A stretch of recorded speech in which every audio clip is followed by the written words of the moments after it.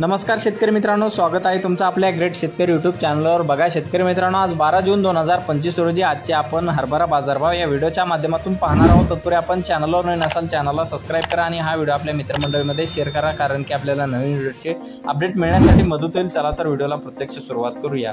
बघा शेतकरी मित्रांनो, कृषी उत्पन्न बाजार समिती माजलगाव जिल्हा बीड या ठिकाणी अवकालेले 135 क्विंटल, जास्ती दर 5352 रुपये क्विंटल, सर्वसाधारण दर 5285 रुपये क्विंटल जात आहे लोकल हरभरा।